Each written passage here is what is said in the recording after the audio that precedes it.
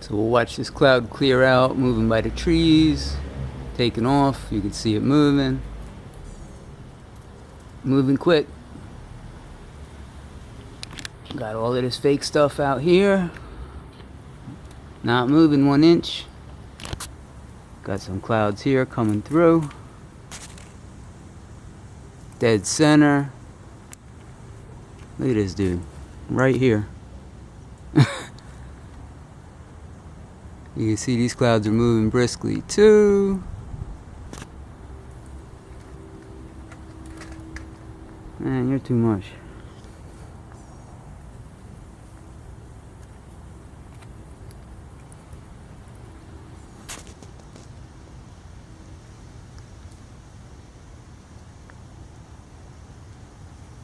And you can see the other stuff ain't moving.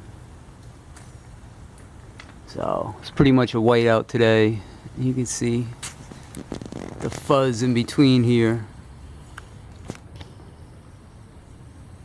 And in between the whiteout, when you saw little breaks, you saw a chemtrail line. Just coincidentally. Right in the spot where it breaks and then it fills back in. So, like I said, I think we're looking at a military defense shield.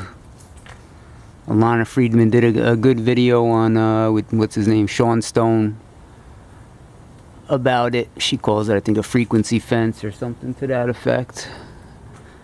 But, you know, we know that there's supposedly EMP weapons, electromagnetic pulse, there's energy weapons, all of this good stuff where they can bounce signals off of layers of the atmosphere and back down, or possibly from satellites. So either we're to presume that we have absolutely no defense for something like that. Sure as hell a tank or a battleship can't defend against a electromagnetic pulse. Or we assume that this is likely some sort of defense shield, possibly for solar flares or whatever as well, that they keep talking about for years and years. But, you know, the military is using mad money. So either we assume that they have no defense for it, they came up with no sort of defense weaponry for it. Look how fake this is. None of it's moving. None of it's morphing, none of it's moving.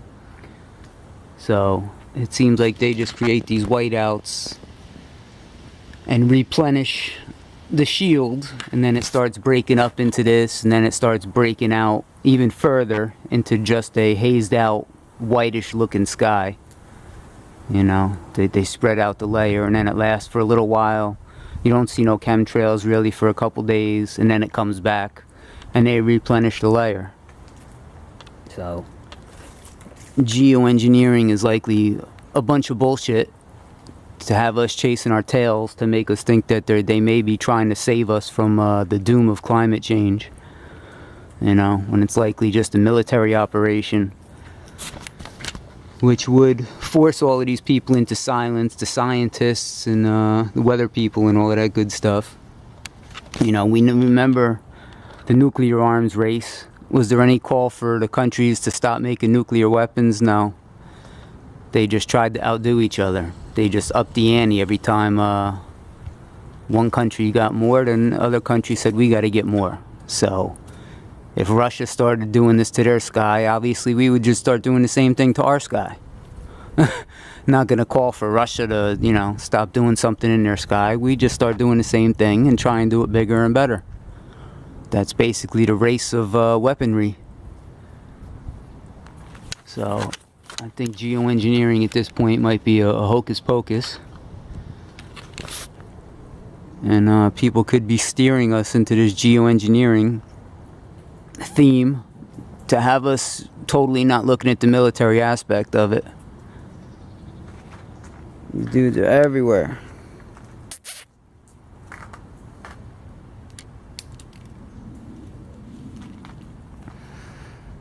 And as well as military aspect, you got weather control. And that falls into military aspects as well. You know, owning the weather by 2025, the Air Force document. You can drought nations out, you can flood nations out, all of that good stuff once you have control of the sky. So we saw operations like Jade Helm and things like that are about controlling the battlefield and the human domain. What makes us think they're just trying to master the human domain in the ground game and not the sky game? So how do you master the sky game? You have something up there you can manipulate, particulates, frequencies, things of that nature. So I think more so we're looking at a military operation than a Ken Caldera geoengineering operation. They're likely just the shills put out there to distract us from a big military operation. Because people might get pissed off at a military operation unless they think we're under direct threat. You know, with geoengineering, they can do it and have some people against it, but you'll see there's a lot of idiots that are for it. Oh no, geoengineering is there to save us and to block the sun, and they're looking to do a good thing, and you got magazines getting behind it and all of these different groups. You got Greenpeace investing in governance of it. All probably as a distraction for major military operations that they don't want public. So how do you keep it not public? You give people a better bait story to mess with, like geoengineering. So, I mean, there's a lot of top scientists that don't believe that the planet's heating up the way it says, or the way Wigginton says, or whatnot. You had Judith Curry, who testifies before Congress, and she doesn't see it. She's a top scientist. There's plenty of top scientists that don't see what they're talking about. So something's real fishy with the whole damn story. You know, we got these skies that don't move. I got sets of clouds here moving briskly, as fast as clouds move, and all the smeared stuff behind it doesn't move. They've totally admitted the sky is whiter, and it's accidental geoengineering. It's just an accident. And meanwhile, you got the climate change conference, COP21, the Paris Agreement. They're ramming it down California's throat and different places about pollution, and you got to get out of your car and got to do this and that. Meanwhile, the airline industry is exempt from the COP21 agreement. One of the most major polluters in the whole world is somehow exempt from emissions and the Paris Agreement. So totally a fraud thing going on. So initially people saw that chemtrails were basically a NATO operation, which as well makes sense along the military lines. You got NATO, a group of countries friendly militarily wise, possibly working with the same technology, putting it up in their sky. Just coincidentally, all those same nations were reporting chemtrails when it started. Now it seems like you got most every country doing it. So it's likely just some sort of arms race.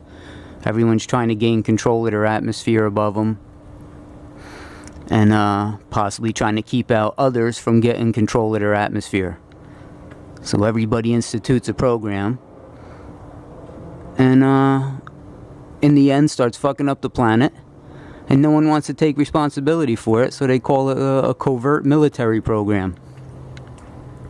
It's climate change, it's this and that. You know, I'm going to have the people cut back, so this way we can keep pushing our military shit up in the sky, and hopefully offset it by having the people down on the ground living like they're in the Stone Ages. So we can use high technology up in the sky that we know is shredding the ozone layer and trapping heat. So we'll blame the idiots down on the ground, tell them it's their Honda Civic that's killing the atmosphere, and we'll spray whatever kind of particulates we want up there. And we'll tell the idiots it's their fault. And look how many people believe it's our fault. They're out there waving their signs, and we got to stop global warming, and we got to do this and that, and blah, blah, blah. These people had so much time to institute solar and different technologies if global warming was going to be a problem. They've been monitoring this forever. And solar we could have been knee deep in it, 60 years old. Meanwhile, it's barely out. So, as well, I don't know if other people notice this. I know some people notice it, but there's rumbles in my sky. It sounds like a thunder static, very low frequency, energy release you can hear. No rain. And you hear just energy being released into the sky, like, and like a very huge truck idling, something like that. So it falls in line as well that there may be energy being released from the millions of cell phone towers and other towers we got around here to charge up these particulates and keep them being able to be manipulated by frequencies. How many times people I get the worst cell phone reception outside in Florida. There's cell phone towers every quarter mile. Get the crappiest cell phone coverage. Even my friend I talked to in New Jersey, same thing. So either our bullshit technology is bullshit. We have cell phones been around for how long and people are still dropping calls. Or these towers aren't for freaking cell phones. Or there's different layers on these towers where some might be for cell phones and they can rent out different levels of the towers.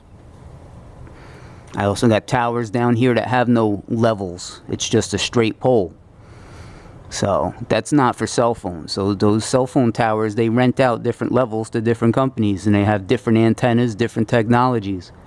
Every cell company is not using just one pole, sharing it. They all got their own antennas and technologies on there. So what are these single poles? We got small countries like Oman and different places using ionizer towers, making rain. When the atmosphere hits a certain level, they mess with the ions and they create rain. We're supposed to believe we don't have that technology yet. The most advanced country in the world is still working on it while these little holes in the walls are using ionizer towers. There's a lot of stuff they know the public isn't going to approve of. So it's being hidden, it's being done secretively or covertly or disguised. Like they say, some of the best things are hidden in plain sight. They put flags on top of these stupid cell poles, that don't even hang right. A lot of people have noticed that. I got these fake flagpole towers right next to a regular looking cell phone tower. It's bullshit. And the noise that I hear come from the sky, the rumble, comes from the same direction every time.